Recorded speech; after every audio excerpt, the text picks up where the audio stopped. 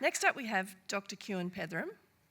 He's a senior principal scientist at CSIRO with over 2 decades of experience in water and agriculture with a focus on Northern Australia. He leads teams exploring how water resource development can drive regional economic growth and enhance water security in a changing climate.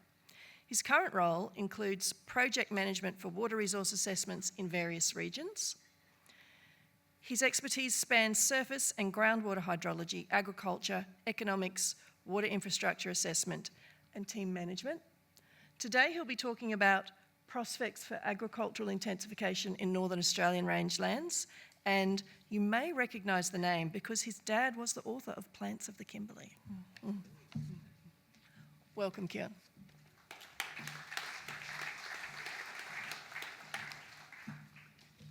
Great. Thank you very much, Robin, and thanks to the organisers for inviting me to speak to you today. In case any of you are wondering, unlike Phil, I can't roll my stomach, I'm afraid. So today I'm going to be speaking about the prospects for agricultural intensifications in Northern Australia's rangelands. I know the program said diversifications, so apologies if anybody's here under false pretences. I should say that intensification doesn't have to be agricultural, but that's what I'm going to focus on today. And more specifically, I'll be looking at the opportunities, or speaking about the opportunities by which water in Northern Australia could be used for irrigated agriculture. I'd just like to acknowledge my co-authors, Ian Watson, who's in the audience, and Chris Chilcock, as well as mention that a lot of the work that I'll be presenting today is on the back of hard work of many other people and colleagues in CSIRO. So is this new? Well, no, it's not. Pastoralists have been growing forages since at least the 1950s, as pictured here by this baled lucerne hay. And then, of course, one doesn't have to look any further than the Ord River irrigation area, where Lake Argyle overlays what was once Argyle Station. So, while it's not new, certainly in recent years or in the last decade or so, there has been a resurgence of interest in using the water resources of Northern Australia for irrigated agriculture. And there's a whole range of different interests and motivations out there, ranging from incorporating irrigated forages into existing beef enterprises, share farmers from Southern Australia moving up to Northern Australia and entering into share farm arrangements with various stations, as we see happening in the Flinders catchment. There's also activating the Indigenous estate, as we've already heard from earlier in this conference, as well as shires looking to encourage regional economic development. And again, there's some examples of that in the Flinders catchment in Queensland. So how much irrigated agriculture is there in Northern Australia? Well, of the 98 river basins across the north, and when I say the north, that's that area north of the Tropic of Capricorn, about 52 have more than 10 hectares of irrigated agriculture. Now, I should say this is from the ACCLUMP data, and so I suppose we're in the process of reviewing that data. So, I just put that up there as a caveat. It's not we haven't fully reviewed these numbers, but they're by and large they're indicative. On a state-by-state basis, Queensland's got about 400,000 hectares of irrigated agriculture, in the north, but the majority of this is in catchments that drain into the GBR. And so if we're only looking at those catchments that are west of the Great Divide, because essentially that eastern area of Queensland there is hydroclimatically, geomorphologically and socioeconomically a bit different from essentially the rest of Northern Australia. Across the 3 states, in WA, NT and Queensland, there's then only about between 20 and 30,000 hectares in each of those states. But then if you were to actually take out, for example in WA, if you took out the Ord, in Queensland you remove that part of the Mareeba-Dambulla water supply scheme that's in the upper part of the Mitchell catchment, and then the NT, you just looked at that country, say, south of Katherine, you've got considerably less. So, WA, you're left with about 2,000 hectares, about twice that in the NT, and about 5,000 hectares in Queensland, most of which is in the Gilbert and the Flinders catchments. So you don't actually really have a lot. And comparatively speaking, there's about 2.25 million hectares of land developed for irrigated agriculture in Southern Australia. Whoa. So before we look specifically at the prospects of using the water resources of Northern Australia for irrigated agriculture, it's probably instructive to take a step back and look at Australia's freshwater resources in a global context. And there's a whole lot of numbers here, so apologies for the detail on the slide, but don't worry so much about that. The main thing is that in this column here, we've got different continental regions. The main row we're going to focus on is Australia, and where we have the yellow highlighted cells, these are the lowest numbers in each column, and the pink is the highest number. And so, as many of you would know, Australia is the driest inhabited continent in the world, and so it's not surprising that it also has the lowest available water per area and the lowest percentage of the global water resource. But it also has the lowest population density, and consequently, the available water capacity per capita or per person is actually quite high. Not the highest, but nonetheless, it is quite high globally. Over annually, or on average, there's about 14,000 gigalitres of water that's used each year across the north. Of this, about 70% is used for irrigated ag, 20% for urban, 10% for industry, and about 75% is sourced from surface water, with 25% or 20% from groundwater. If you then have a look at the consumption of water in Australia per resource, it's only about 3.4%. And so, essentially, there isn't really a water shortage problem in Australia, but Australia's challenge lies in the geographic distribution of its water resources and its demand. So in this figure here, which is a map of mean annual runoff across Australia, about 60% of Australia's runoff occurs in the north, yet 95% of the population occurs in the south.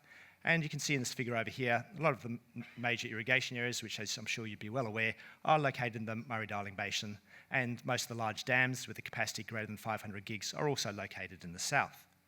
Consequently, when you have a look at the percentage of surface water that's actually used across the country, those river basins in the Murray-Darling Basin and the eastern states of Australia have a very high percentage surface water use, whereas across the north, the majority of river basins have less than 1% usage.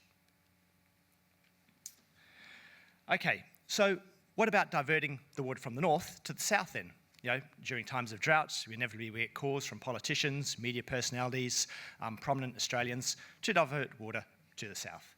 And perhaps the most prominent of these schemes, or famous of these schemes in Australia, is the Bradfield scheme. And so this was first proposed by Dr. John Bradfield back in 1938.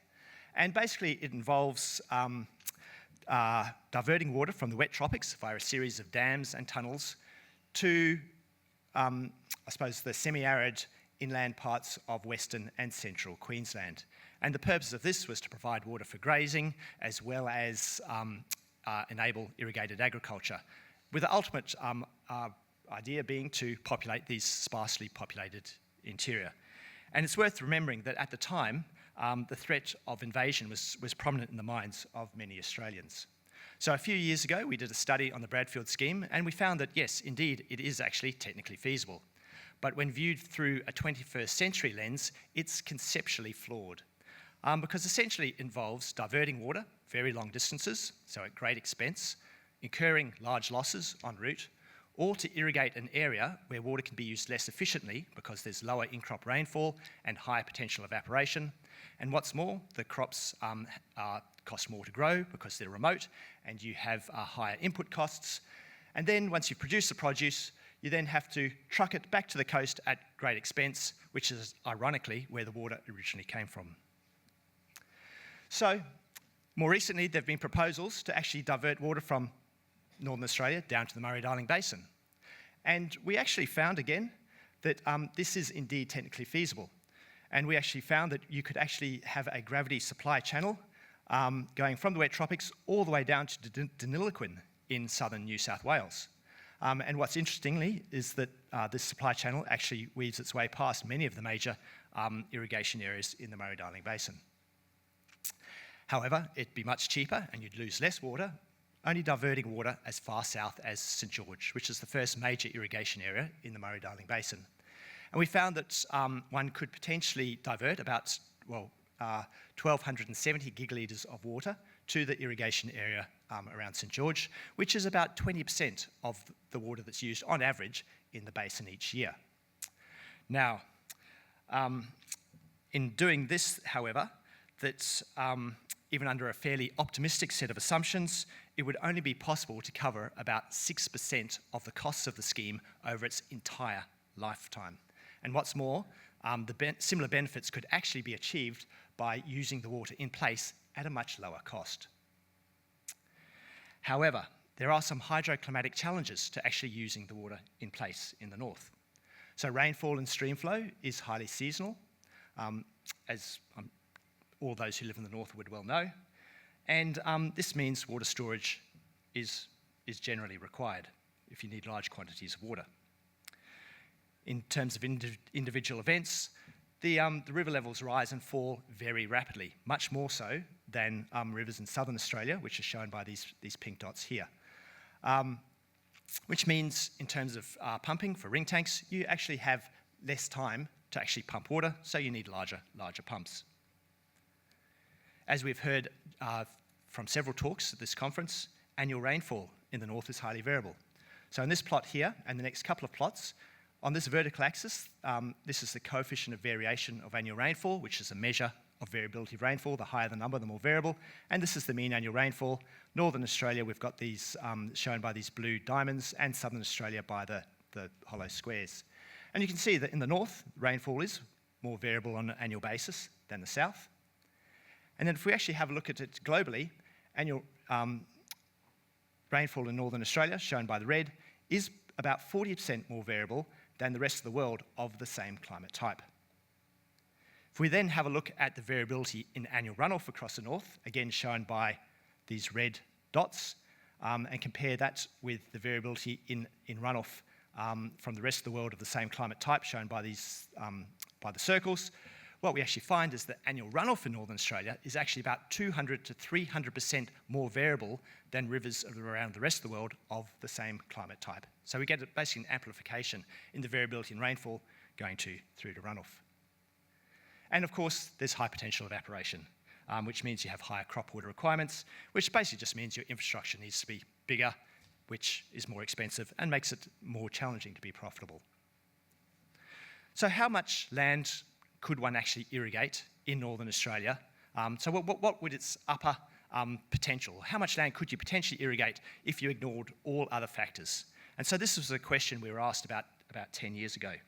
And so to answer this question, we built a model called the dam site model, which essentially enables us to evaluate every single location across the landscape for its potential as a dam. So the model builds a virtual dam wall at every grid cell at 1 metre height increments. At each metre height increment, at each location, evaluates the dam yield and the dam cost.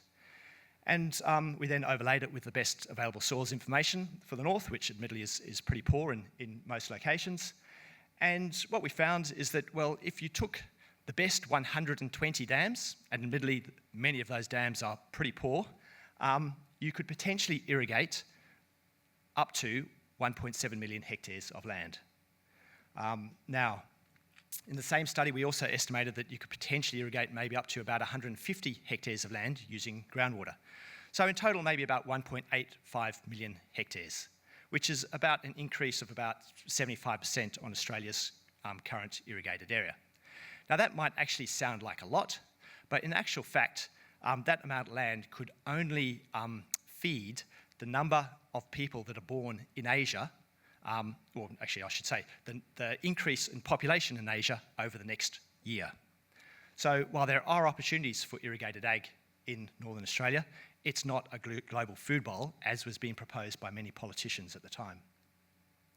So to actually really understand the opportunities of irrigated agriculture and development of water resources in the north, you obviously need to have a look at more detail.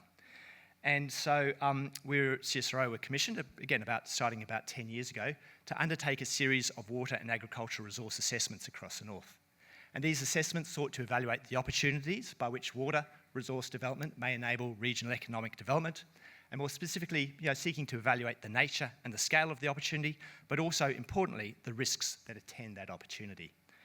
And these, the catchments that we initially started with were commissioned to undertake were the Flinders and Gilbert in Queensland, and then the Mitchell catchments, the Fitzroy in Western Australia, and 4 small catchments between Darwin and Kakadu, and we're currently undertaking assessments in the Roper, Victoria, and a series of catchments we're calling the Southern Gulf in Queensland, but also going slightly into the NT. Now, these assessments, or I should say, evaluating greenfield areas in Northern Australia or anywhere for that matter is complex and requires many different considerations, some of which are captured in this block diagram here. And so it required assembling a multidisciplinary team. So essentially the projects that we run have a whole range of different experts, ranging from groundwater hydrologists to flood modelers to soil scientists, agronomists, economists, anthropologists looking at Indigenous aspirations and development goals, ecologists, we've got water infrastructure planners, and I suppose dam infrastructure geologists. Now, unfortunately, with the available time, this can't go into any detail, so I've tried to just pull together some of the high-level messages, or global findings, I suppose, as we call them. So the first one is, and this I'm sure wouldn't be foreign to any of you, is that Northern Australia is not homogenous. But this is a bit of a revelation for some people down in Canberra. And I'll use this example here. You've got the Flinders and the Gilbert catchments, which are two adjacent catchments to one another in Queensland. And these maps here, which we produced, indicate the suitability of the landscape for ring tanks, as shown here, where the blue and the green indicates those areas that are likely to be suitable, and the orange and the red, those areas that are less suitable. And you can see, despite these two catchments being right next to each other, they offer very different opportunities for ring tanks. And the same goes for large in-stream dams. They have very different opportunities in terms of groundwater as well. And that also extends down to ecological implications as well. So in the Flinders catchment, there is a lot of heavy cracking clay soils, much less so in the Gilbert catchment. And the waterholes in the Flinders catchment, many of them are essentially residual flow from the previous wet season, whereas in the Gilbert catchment, a lot of the waterholes are sustained by groundwater. And so in the Flinders catchment, the waterholes tend to be very turbid, whereas the Gilbert catchment, they're actually quite clear. And so if you had development that increased the turbidity, the ecological implications in the Flinders catchment would be quite different to the ecological implications of increasing the turbidity in the Gilbert catchment. Dryland cropping is pretty much everywhere we've looked, is highly opportunistic, and by that I mean it will work in some years, but in many years it won't. So it's difficult to get positive gross margins on your loamy and sandy soils because they have a low water holding capacity. And while in some years it may be possible to achieve positive gross margins on some wet season crops on your heavier soils, when you do your trafficability analysis, it indicates that planting during the wet is likely to be limited in many years. But that said, it is physically possible to irrigate and grow a wide range of crops across the north, and different parts of the north lend themselves to different crops. The challenge is, of course, growing something that you can sell. And in many areas, for, I suppose, irrigation enterprises to be viable, you need to grow high-value crops. But of course, high-value crops are high value for a reason, and they're market and hence scale constrained. And even then, you still need to have some sort of commercial advantage. So you need to be counter-seasonal or backloading opportunities in order to be able to effectively compete with other parts of Northern Australia, such as on the east coast, like the Burdekin. Global finding number 5 is there's essentially in just about everywhere we've looked, there's more land suitable for irrigated agriculture than there is water to irrigate it. So essentially, it's a water-limited landscape. Admittedly, there are some areas that we've looked at where the soil and the water don't coincide, and as a result, you have more water than you've got soil.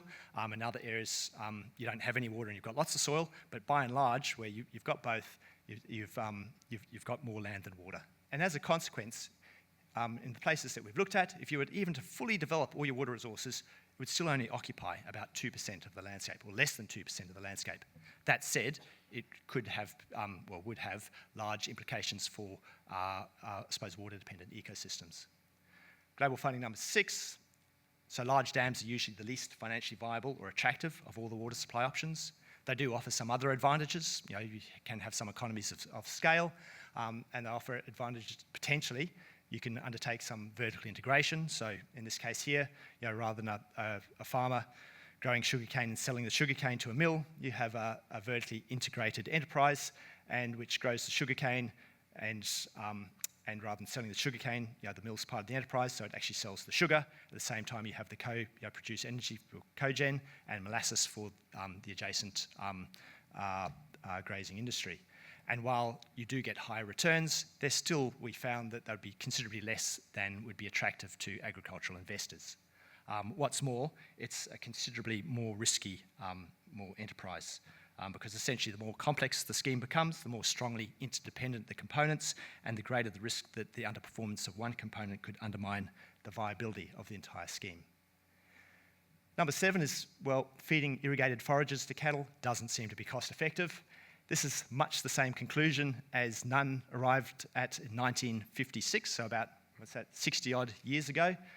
So where essentially said that some consider they offer a potential that should be assessed, others inclined to the view that the effort and capital could be best spent other ways. And so I suppose the jury's still out, but if you're interested in having a conversation about that, Ian Watson's here. He's just done some more modelling on the space, and I'm sure he'd be happy to chat to you about that at morning tea. Number 8 is Indigenous people are not necessarily opposed to irrigation or to development, but it does depend on the type of development and who benefits. There's a preference over small to medium scale developments, preference for flood modelling and groundwater options, and most strongly resist large in-stream dams. So overarching messages are, change is coming, if it's not already here, but it is slow moving. And because of that, it's not necessarily scary. It's certainly unlikely to be one or two big things, such as the Ord or the Burdekin, as has happened in the past, but it's more likely to see a range of different smaller scale types of enterprises based on different motivations. Not all of them are going to be financially viable. Patient capital will be required, and that there's certainly no system or recipe for success. Thanks.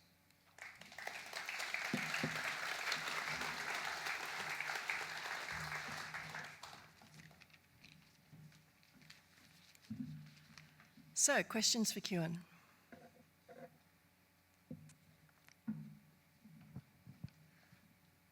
I'll apologise in advance for such a stupid question, possibly, but has it ever been thought of that water going into the underground water to recharge aquifers on the western side of the divide, so that then irrigation can come from underground water throughout, saving evaporation, all those other sort of stuff that you're talking about? When you say, is that like for the Bradfield scheme water, or just generally the concept of managed aquifer recharges? It's not a stupid question at all. I'll speak more generally to managed aquifer recharge, which is one of the things we looked at. So we don't just look at large in-stream dams or ring tanks, but also look at gully dams, groundwater, of course, and managed aquifer recharge. Certainly there are opportunities for managed aquifer recharge. One of the challenges in northern Australia, particularly the more northerly areas, is that they lack a storage capacity, because at the end of the wet season, the aquifer is essentially full, and so you've got no further room to actually enhance the recharge. Further south, there are some opportunities, but there are also challenges. So if you look at the Flinders catchment, for example, the flows in the Flinders catchment are highly variable, and they're also very, very spiky. So excuse the technical hydrological language there, but essentially what that means is that if you identified an aquifer which you might want to enhance the recharge, you'd probably also need to have a ring tank to temporarily store that water, to then put because you've got to pump it out of the river, store it somewhere, and then put it into the aquifer. So it is a more expensive option than using just groundwater alone. And so where Northern Australia is at the moment, there's still groundwater resources that could potentially be used. But once those resources become depleted, in some areas it may be a viable option.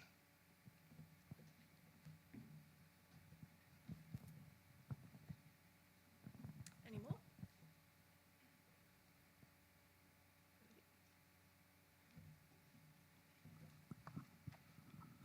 Good morning, it's Peter Conrading, just peeping around the corner here. I've just got another very basic question, but just want to get your opinion. Obviously, in the future, the water in the north running into the ocean needs to be utilised to feed the nations. If you look at the ore system that's been in planning and up and running for quite some time, has had a lot of challenges, especially when you get to ore 3 that's into the Northern Territory. What are the main concerns or challenges with these major schemes to get them operational? Yeah, the easy questions in my experience are the hardest questions.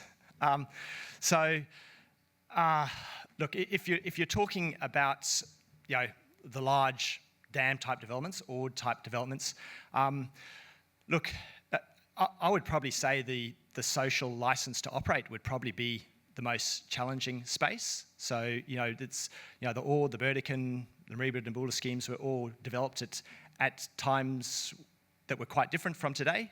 And so, consequently, any development now has to go through very different types of approvals, but also, there's a lot more recognition of the values that I suppose the water currently plays in the landscape. So the water supports fishing industry in the Gulf, for example. There's a lot of recreational values associated with barramundi fishing, and so the more water you take out, obviously the more impact you'll have to water-dependent ecosystems, nearshore marine environments, and riparian vegetation. And so there's a lot more awareness around that. So I don't think we're not limited technically. Financially, also, I suppose it's a very different space to how it was back in the 70s and 80s. Governments these days are more reluctant to subsidise, and as part of the National Water Initiative, any subsidy in water has to be fully transparent in water infrastructure, I say. But nonetheless, I suppose financially, it's perhaps maybe not quite as much of a challenge as I suppose some of the social license to operate. Sorry, I will just also add, because it's just come to me, Andrew Ash, who's probably familiar to a number of you in this audience, he did a study around the same time we're doing these, where he looked at all the schemes across Northern Australia and which ones were successful. And he found that, although the landscape is challenging, essentially it came down to a lot of the schemes started too large, and so they ran into cash flow problems. And the only schemes that really persisted, like the ore, the Burdekin, the Mareeba and Nabula, they had long-term sustained government support. And that, I suppose, that same level of support at that scale isn't really available these days. We have time for one last question, Paul. Yes, Paul Novelli. Look, please don't see this question as facetious, but given what you've said, is it not about time to just simply say, let's just leave it as rangelands and run cattle? There may be some small-scale things here and there, but there's, it's not the food bowl of the world. It's expensive. It's difficult. When are we going to stop this nonsense? No, that's a very valid question, and that's, of course, being CSIRO, we don't advocate any one particular position. It's about providing this baseline information for others to make those decisions based on their values. And yeah, that's I suppose a very legitimate position, and it's probably what we're seeing currently unfolding. Yeah.